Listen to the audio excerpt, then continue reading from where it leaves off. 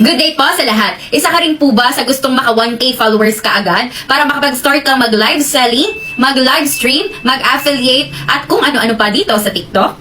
Pero ang problema mo, hindi mo po alam paano paramihin ng ganun kabilis ang iyong followers. Pues, para sa iyo ang video na ito, kaya wag mo po munang skip or scroll up itong ating video at patapusin mo po hanggang dulo dahil mayroon po akong 2 tips na makakatulong po sa iyo para mabilis maparami ang iyong followers, friends, supporters dito sa TikTok. So bago ko po ibigay sa inyo ang ating 2 tips, mega love shoutout kay Kuya K20. Ang sabi niya, thank you Camille. Salamat sa pag-help and build up ng followers. Legit guys, for ilang oras lang akong naka-up sa live niya, naka 500 plus followers.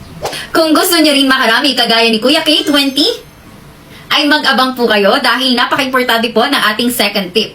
So dumako na po tayo agad sa aking first tip. Ang ating first tip ay ang proper engagement. Meron lang po akong 6 simple steps on proper engagement na dapat po ninyong gawin dito mismo sa ating video or kahit saan mang video na mapadaan sa inyong For You feed. First, patapusin ang video hanggang dulo.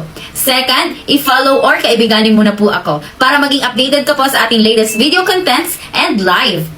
Third, heart or like this video. Fourth, mag-comment po sa comment section ng #paharvest or any experiences po ninyo sa loob ng ating live or kung may tanong po kayo at pwede nating masagot ay pwede ninyong i-comment sa ating comment section.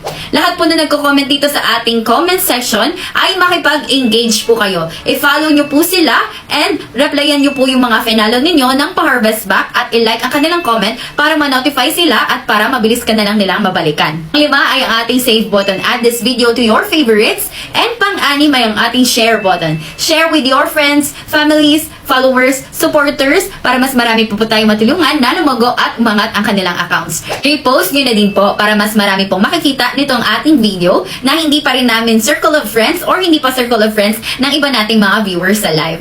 And copy link po para pwede nating ma-share sa iba't ibang social media platforms. Dumako naman po tayo sa aking second tip kung saan mas mabilis po tayo makapagparami doon ng friends, followers, and supporters.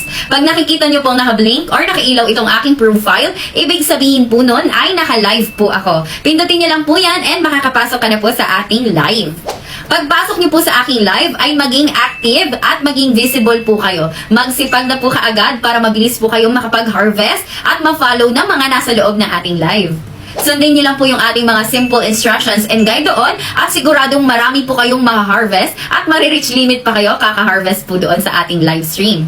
Mag-stay po kayo sa ating live from start till end para malaman po ninyo kung makakarami nga po talaga kayo sa ating live.